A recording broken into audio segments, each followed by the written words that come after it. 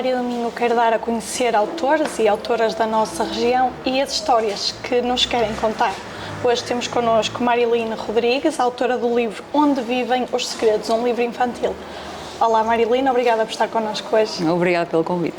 Em primeiro lugar, fale-nos um pouco de si. Quem é a Mariline e o que a levou até à escrita de livros? Sim, então eu sou a Mariline Rodrigues, de Barcelos.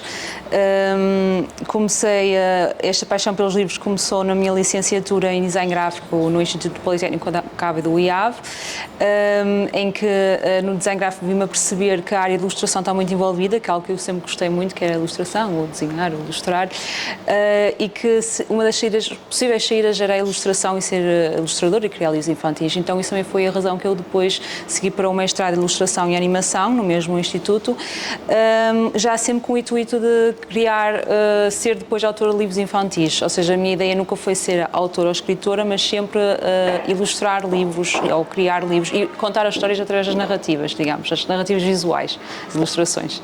Exatamente. E o que a inspirou a criar este livro, Onde Vivem os Segredos? Então, este livro começou com a minha dissertação, em que eu pensei em criar um livro didático. Isto porquê? Porque o livro infantil, na minha opinião, não tem que ser só para contar histórias ou só para embalar. O livro infantil pode ser uma excelente ferramenta para encarregados de educação, pais poderem explicar certas e determinadas temáticas aos mais pequeninos. Primeiro porque não todas as famílias têm padrões comunicativos assim mais abertos, muitos têm assim padrões educativos mais fechados e pode ser por vezes complexo abordar certas questões. Então o livro pode ser uma ótima ferramenta disso, ser uma ferramenta didática, e então eu queria ir muito por essa vertente. Em que forma é que um livro infantil pode ser uma ferramenta didática, contribuir na comunicação de alguma temática. E surgiu a ideia do abuso sexual infantil, porque é uma temática que eu já tinha vindo a perceber com as notícias que é algo bastante presente, embora possa parecer invisível, mas bastante presente, e que os números eram bastante mais altos do que as pessoas pensavam. Eu sempre pensei, tentei colocar-me da posição de uma criança que não tive educação sexual, talvez até possa nem sequer ter educação sexual na escola, vem num padrão comunicativo familiar bastante fechado, não sabe o que é sexualidade, o que está a acontecer. Então como é que ela se vai defender? Como é que ela sabe o que está a acontecer? Como é que ela vai procurar ajuda? Então pensei, ok, como é que eu poderia colocar isso no livro, mas sem abordar obrigatoriamente a sexualidade, porque era uma temática por qual eu não quis ir, até porque eu venho mais da parte criativa, não da vertente pedagógica. Então sim, foi aí essa ideia de surgir este livro, mas sempre com o acompanhamento de um psicólogo que me acompanhou neste projeto todo. Exatamente. Sim. De forma assim muito breve, como é que descreve este livro a quem nunca ouviu falar dele? Então, o livro basicamente serve como um material didático para a prevenção do abuso sexual infantil. Ele é não só para os pequenos, mas também para os grandes. Ele tem vários momentos, o livro em si. O livro inicia com um pequeno guião de leitura escrito pela psicóloga que acompanhou este projeto, já desde o início. Depois, de seguida, temos aqui uma dupla página em que o pequeno leitor é convidado a refletir, nomear e desenhar os seus dois adultos de confiança. Um de adulto de confiança deve ser do contexto familiar e o outro fora do contexto familiar, isto porque estatisticamente a maior parte dos abusos acontecem dentro do contexto familiar. Depois temos a história. A história em si conta-nos a história de algumas personagens que guardam segredos maus e que esses segredos vão crescendo e ganham a forma de um monstro dos segredos que os acompanha, que tem impacto depois na vida dessas personagens, deixam de querer brincar, só se querem isolar, e que ficam refém desses segredos.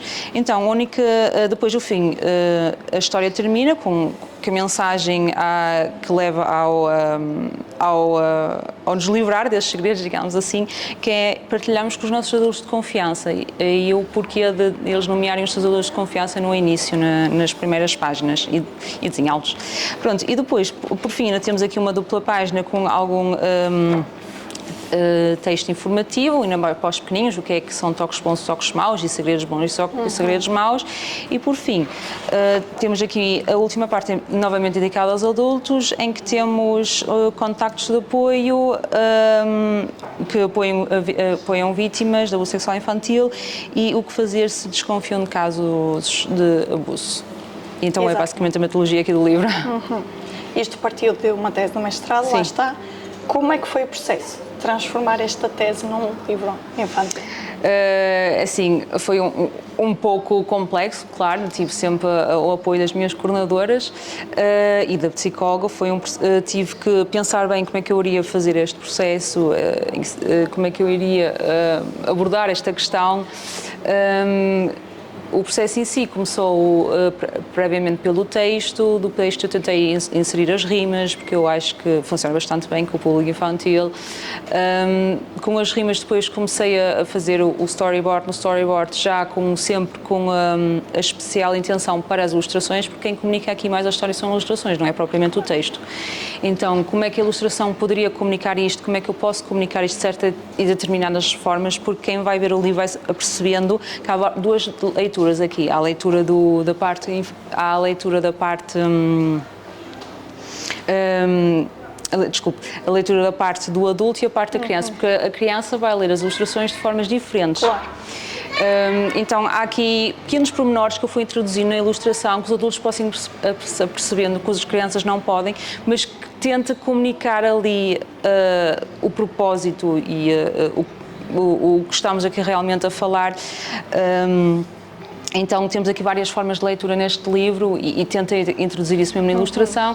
E depois dessa parte do parte de planeamento passei para a parte prático e depois mais juntou-se também o relatório.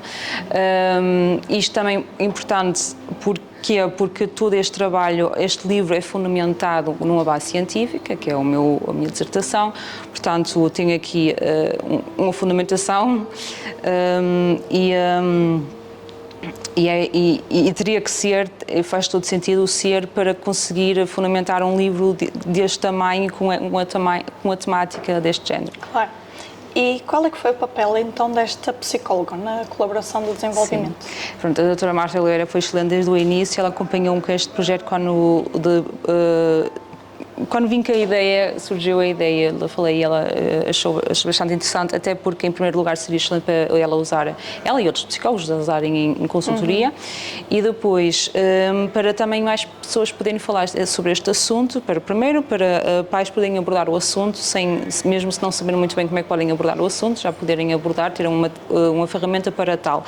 E depois, para isto poder começar a ser mais, introduzir-se aqui um bocado na sociedade portuguesa para falar um pouco mais sobre isto, porque a ideia não é o livro ficar só nas prateleiras, é ele também ir às escolas, por exemplo, porque há crianças que são de famílias com padrões educativos mais fechados e que talvez não exista essa abertura de diálogo, então é importante também existirem um espaço nas escolas, queríamos muito chegar. E sim, fez todo sentido, até mesmo para validar toda a parte científica e ter este acompanhamento pedagógico. E certamente teve que ter alguns cuidados, não é? Na escolha da linguagem, das ilustrações, tendo em conta o público infantil. Que cuidados foram esses?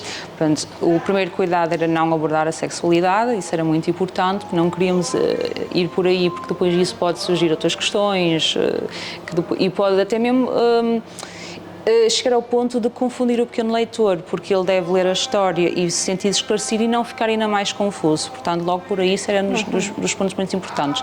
Depois era como é que eu poderia abordar os toques bons e toques maus, por exemplo, que eu aqui na narrativa não abordo tanto, só mesmo na página, no fim, naquela dupla página mais informativa, porque esse é um pouco também complexo. Eu ainda tentei misturar, estava a ser bastante complexo na ilustração, então eu escolhi ir pelo caminho dos segredos, porque em primeiro lugar é o método mais utilizado pelos abusadores para silenciarem as suas vítimas, e achei uma forma mais neutra, digamos, mais leve, para conseguir comunicar esta temática, diferenciando que há segredos bons e segredos maus.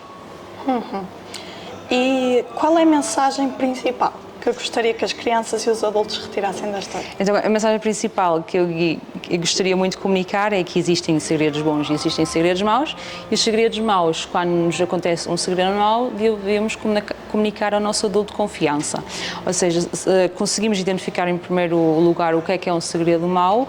Se um dia formos acontecermos uma situação dessa, nós saber identificarmos e procurar logo o nosso adulto de confiança, porque crianças informadas haverá menos hipóteses de serem vítimas de abuso.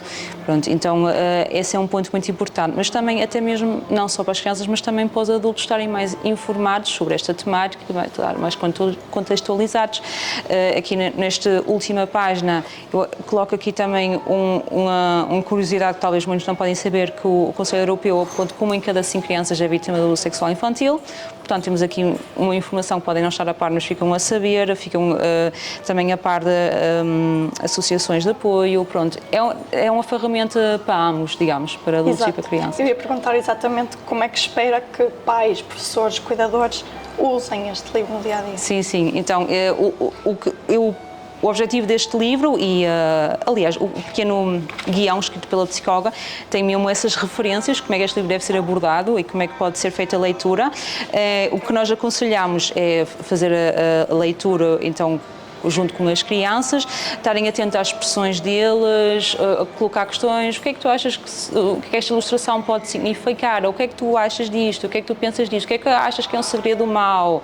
Pronto, então é isto, este diálogo que deve existir no fim, porque o livro também foi feito com o propósito de existir um diálogo entre pai e filhos, encarregados de educação e filhos, e existir esse diálogo e esse espaço e esse tempo que podem realmente ter um para o outro para além de ler uma história, também aprender e refletir sobre um assunto. E foi apresentado recentemente o livro, Sim. mas acredito que já tem algum feedback, tanto de crianças como de adultos. O que é que mais a tem surpreendido neste feedback? Depois de ter muitas faixas etárias, os mais pequeninos, quando pensam em segredos maus, geralmente eles pensam mais em, por exemplo, roubar um chupa-chupa, é um segredo mau, algo desse género, e é certo, é um segredo mau também. Já da parte dos adultos, o feedback tem sido bastante positivo, têm tido contacto com alguns encarregados de educação e educadoras, que disseram que finalmente têm um material de apoio que não tinham antes, que na apresentação do livro até teve lá um educador de infância que disse que em 25 anos já lhe passaram alguns casos, já teve conhecimento de alguns casos e teve sempre ali não sabíamos sempre muito bem como abordar ou como falar com os pequenos, e que isto seria uma excelente ferramenta para isso.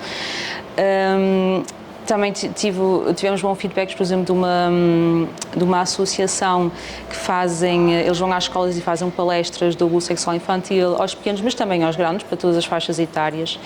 E na altura, quando surgiu esta ideia, fui falar com ela, disse que seria excelente, porque era o primeiro livro em mercado nacional a abordar esta temática, que até o momento antes não existia. Existem livros em mercado nacional, sim, mas são estrangeiros que são traduzidos, portanto não temos nenhum que seja assim 100% português a abordar esta temática. Okay. Portanto, sim, foi um feedback bastante positivo. Sim, para concluir, perguntava exatamente que conselho deixaria a quem procura formas de falar deste tema de forma segura e adequada. Sim, então, os conselhos que eu posso sugerir é, estas associações que têm aqui, e há outras associações também, têm até no próprio website deles algumas informações, como o assunto pode ser abordado, portanto pode ser sempre uma excelente consulta. Depois, o que eu recomendo, recomendo porquê? Porque ao longo da minha investigação fui-me apercebendo, e foi curioso que numa das entrevistas com a APAV eles disseram que o grande problema era os pais, a reação dos encarregados de educação quando são expostos a situações de abuso, quando a criança finalmente partilha uma situação e depois, muitas vezes, perante a reação dos pais, eles recuavam ou alteravam a história porque ficavam com medo, ficavam assustados. Portanto, a recomendação que eu faço, principalmente aos encarregados de educação, é tentar abordar o livro de forma neutra. O livro em si é algo suave, não falamos aqui de nada assim muito pesado, porque está tudo assim bastante suavizado, mas estar atento às reações e estar também atento à própria reação, porque se realmente uma criança, um filho chegar à frente e diz, olha, realmente o tio, a tia, o avô tocou-me aqui, disse para eu fazer isto, para não desvalorizar, em primeiro momento não desvalorizar logo a história, claro, e depois ter atenção à reação, porque a própria criança depois pode retorcer ou ficar com medo, e isso é muito importante depois também para o processo da cura e da denúncia. Exato. Marilene, muito obrigada. Obrigada. Fica então o convite para conhecer esta história. Obrigada por estar sempre desse lado.